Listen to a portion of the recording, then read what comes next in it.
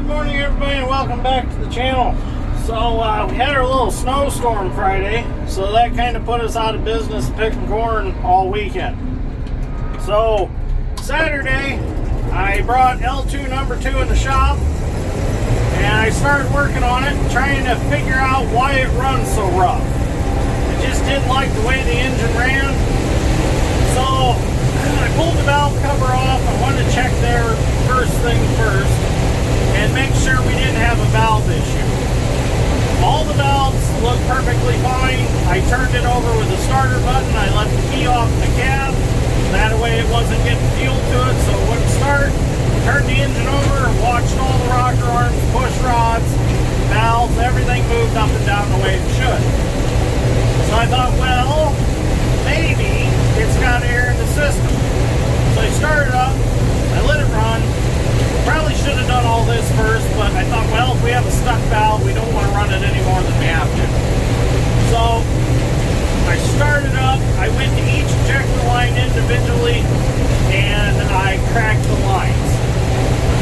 And it really didn't make any difference. It didn't make the cylinder sound any different than any other cylinder. So I thought, okay, the fuel looks like soy sauce. Let's change the filters and we'll drain the fuel tank completely out, change the fuel. So I did all that. I did discover that the fuel feed line was restricted.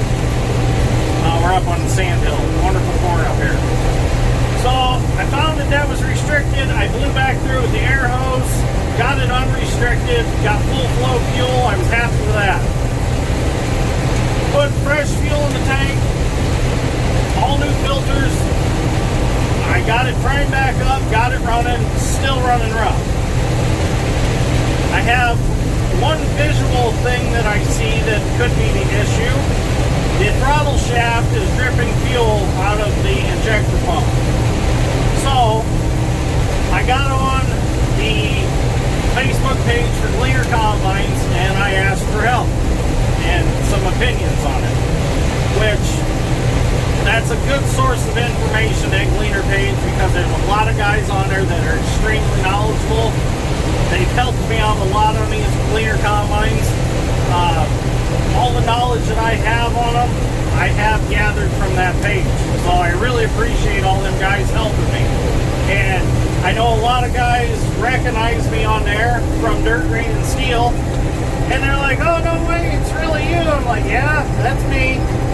And because, you know, on here, I barely ever mention my name, which most of you know that my name is Brandon, but you don't really ever see me any other place except here on YouTube. So I always like to hear the feedback of how the channel's doing when I'm on other social medias and people find out who I am. And I'm glad that they tell me that they love the channel because that makes it all worth it. I know a lot of them said their dads have been watching me consistently, and I'd like to thank all them guys for watching. I've told them to tell their dads thank you for watching. I appreciate it. So I'll tell you that right now. If you follow me on the Gleaner page, if you see me on YouTube, thank you for watching. I really appreciate that. So anyways, we were talking about the throttle shaft and stuff. Some say it won't bother it, some say it will bother it. A lot of guys told me to go ahead and put 5-gallon diesel fuel in and dump in a quart of automatic transmission fluid. So I did that. And that's where we're at now. I didn't mess around with it Sunday because I took the day off Sunday because I needed a break. So I figured, well, I'll take advantage of a lazy Sunday to get some laundry done and clean my house and stuff like that. So I left it set all day Sunday. We did go look at some farm ground to rent. So I didn't take the day completely off, but I just didn't work on anything mechanical. Let's put it that way. So that's where we're at now with the L2 number 2. Is it's still running rough. It is sitting in the shop right now with the transmission fluid soaking in it. And I dumped some of Doc's favorite remedy in there. I dumped some Marvel Mystery Oil in it. I figure, well, if it needs a rebuilt injector pump and a rebuilt injectors, it's not going to hurt it to put some stuff in it. So we're going to let that soak for a little bit. didn't finish that video till I could really put my finger on what was wrong with it. So be looking forward to this video, and you'll want to watch this coming video about it. It's pretty good. Shows you how I, rolled it over the starter button and all that. It's a pretty good video. I was happy with it. So make sure you watch that video when it comes out. So anyways, kind of the point of this video is just kind of letting you know where we're at. I didn't make a video over the weekend. I didn't want everybody to think there's something wrong with me or something. I'm perfectly fine. I know some of you get to worrying about me if I don't make a video, which it's fine. I mean, I don't mind. But it is kind of strange when I go quite a while without making a video. I usually make them pretty consistent every day. But sometimes I take a little bit of a break from it. But it is a lot of work making a video all the time, and it takes a lot of time, But I enjoy doing this.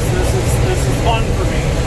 I enjoy the comments, questions. I try to get to as many as I can. If I haven't got to yours, I'll read through them. And if it's something that is kind of importance, I'll try to answer it right away. But some of them I can't do them all. Let's put it that way. But I appreciate them all. So anyways, it's going to be a short episode today. We'll get back on that combine. We'll get back on trying to get the tracks figured out. I got the steel in hand to put the tracks on. So it's just a matter of getting it done as soon as we get around to it. I didn't want to put him on L2 number 2 until I knew for sure that he was going to run good. Because I'm like, I don't want to get out in the middle of a muck spot and be stuck because of engine failure. So, it's the craziest thing with that combine. I was playing with it the other night there in the shop, and I just thought, I'm going to turn the light switches on and see what lights work on it. I was amazed. The tail lights work, and all of the lights above the cab work.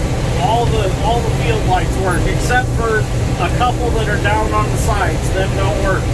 Oh, and the hazard lights don't work on it. So I was really amazed that they work. So,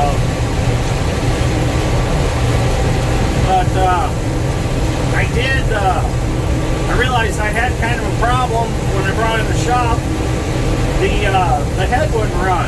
I'm like, well, it ran when it was sitting in the building before we brought it home.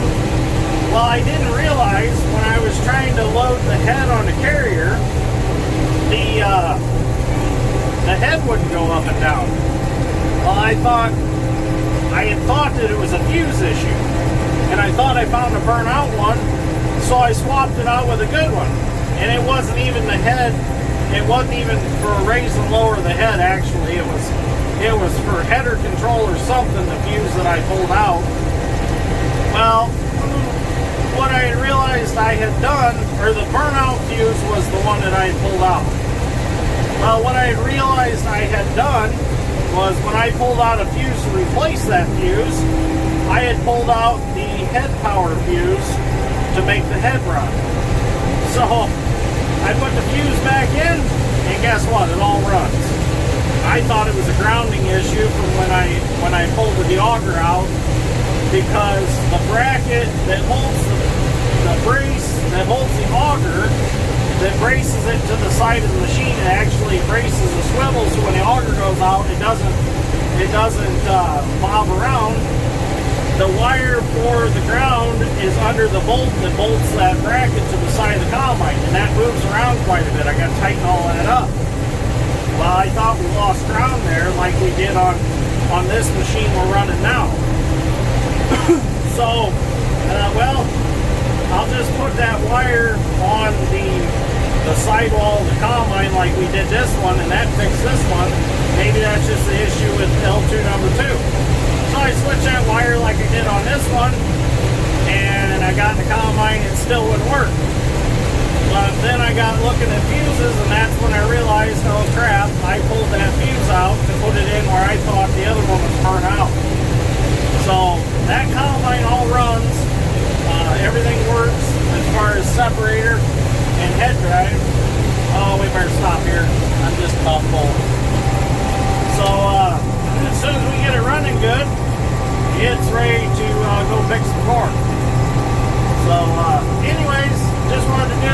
short video today, give you all something to watch. Basically, it's just picking cord and me running my mouth, but let you know what's going on in the dirt grade and steel world, and tell you where we're at, what we're doing, and what to watch for. So make sure you watch the next video coming out. I don't know what I'm going to call it, but it'll be out soon. So probably next day or so. So anyways, thank you for watching. I greatly appreciate it. And I will see you all in the next one.